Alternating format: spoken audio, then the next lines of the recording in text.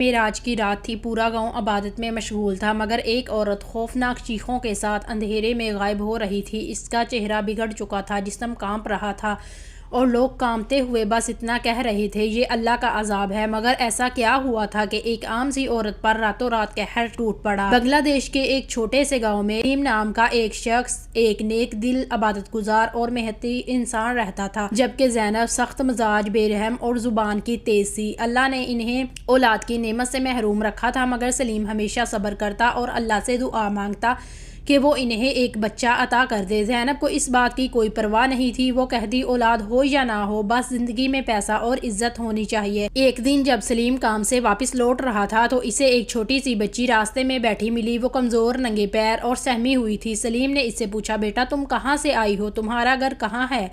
مگر بچی خاموش رہی، اس کی آنکھوں میں خوف اور بے بسی جھلک رہی تھی۔ سلیم کا دل پگھل گیا، اس نے سوچا شاید اللہ نے مجھے اس بچی کی آزمائش کے لیے چنا ہے۔ وہ بچی کو گود میں اٹھا کر گھر لے آیا۔ جیسے ہی زینب نے بچی کو دیکھا، اس کا چہرہ بگڑ گیا۔ یہ کون ہے اور تم اسے گھر کیوں لائے ہو؟ زینب نے غصے سے پوچھا۔ سلیم نے نرمی سے کہا، یہ ایک یتیم بچی ہے، راستے میں ملی تھی، بھوکی پیاسی تھی، میں نے سوچا کہ اسے اپنا لوں اور اس کی پرورش کروں۔ یہ سن کر زینب کا غصہ بھڑک اٹھا، مجھے غیروں کے بچے پالنے کا کوئی شوق نہیں، اولاد اپنی ہونی چاہیے ورنہ کوئی فائدہ نہیں۔ سلیم نے صبر سے کہا، زینب کیا یہ ممکن نہیں کہ اللہ نے ہمیں اسی لیے اولاد نہیں دی کہ ہم کسی یتیم کی پرورش کریں؟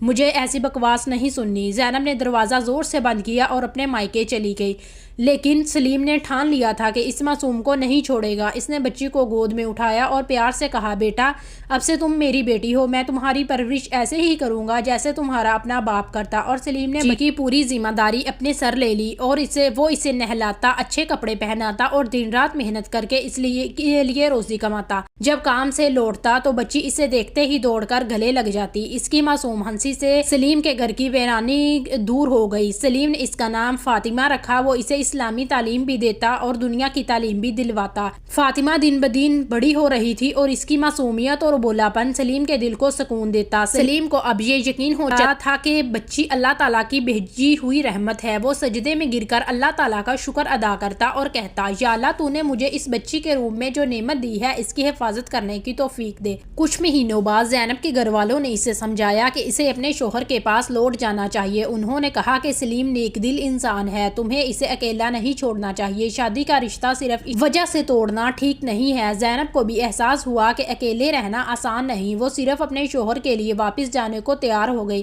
لیکن اس کے دل میں اب بھی اس معصوم بچی کے لیے نفرت تھی۔ زینب گھر واپس آئی، سلیم نے اس کا خوشی سے استقبال کیا۔ اس نے آتے ہی گھر میں ایک ٹھنڈی فضا پیدا کر دی۔ اس کی نظریں جیسے ہی مریم پر پڑی، اس نے منہ پھیر لیا۔ رفیق نے پیار سے کہا، اچھا ہوا کہ تم لوٹ آئی، اب ہم پہلے کی طرح ہی ایک گھر میں رہیں گے، لیکن مجھے امید ہے کہ تم اس بچی کو بھی اپنا لو گی، یہ بہت معصوم ہے، اس نے تمہارا کچھ نہیں بگاڑا۔ زینب نے سخت لہجے میں کہا، میں تمہارے لیے واپس آئی ہوں، اس بچی کے لیے نہیں۔ تم اسے پال رہے ہو یہ تمہاری مرضی ہے، لیکن مجھے اس سے کوئی تعلق نہیں رکھنا۔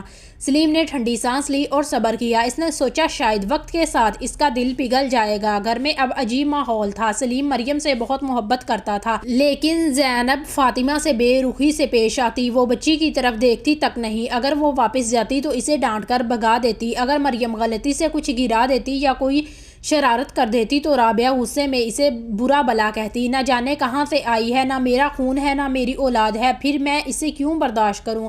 سلیم کو یہ سب دیکھ کر بہت تکلیف ہوتی، لیکن وہ چپ رہتا۔ اسے یقین تھا کہ اللہ کے کرم سے سب ٹھیک ہو جائے گا۔ ایک دن مریم بیمار پڑ گئی، وہ تیز بخار میں تڑپ رہی تھی۔ سلیم رات بھر اس کے سرہانے بیٹھا رہا، لیکن زینب نے ایک بار بھی اس کی خیریت نہیں پوچھی۔ سلیم کا دل رو پڑا، اس نے سجدے میں گر کر دعا کی، یا اللہ میرے صبر کو بڑھا اور میری اس معصوم بچی کی حفاظت کر۔ جیسے جیسے دن گزرتے گئے زینب کا رویہ مریم کے لیے اور بھی سخت ہوتا چلا گیا۔ وہ اسے ایک یتیم اور غیر لڑکی سمجھتی تھی، اس لیے اس کے ساتھ بہت بے رحمی سے پیش آتی۔ سلیم جب گھر پر ہوتا تو وہ زیادہ کچھ نہیں کہتی، لیکن جیسے ہی وہ کام پر چلا جاتا وہ بچی پر ہاتھ اٹھانے لگتی۔ صبح صبح اٹھتے ہی زینب اسے گھر کے سارے کاموں میں لگا دیتی، پہلے آنگن صاف کر، پھر پانی بھر کر رکھ، برتن دھو اور ہاں چولہا بھی جلا دے۔ وہ کڑکتی آواز میں حکم دیتی اور معصوم مریم سہمی ہوئی اس کی بات مان لیتی۔ اگر کبھی بچی سے کوئی کام ٹھیک سے نہ ہوتا تو زینب اسے ڈانٹتی، نہ جانے کہاں سے آئی ہے یہ مصیبت، گھر میں چین سے بیٹھنے بھی نہیں دیتی۔ جب مریم بیمار تھی، اس کا جسم بخار سے تپ رہا تھا، تب بھی زینب نے اس پر رحم نہ کھایا۔ اس نے مریم کو جھنجھوڑا، سارا دن بس بستر پر پڑی رہتی ہے، کچھ کام بھی کر لیا کر۔ مریم نے کمزور آواز میں کہا، امی میں بہت بیمار ہوں، یہ بہانے بازی مت کر۔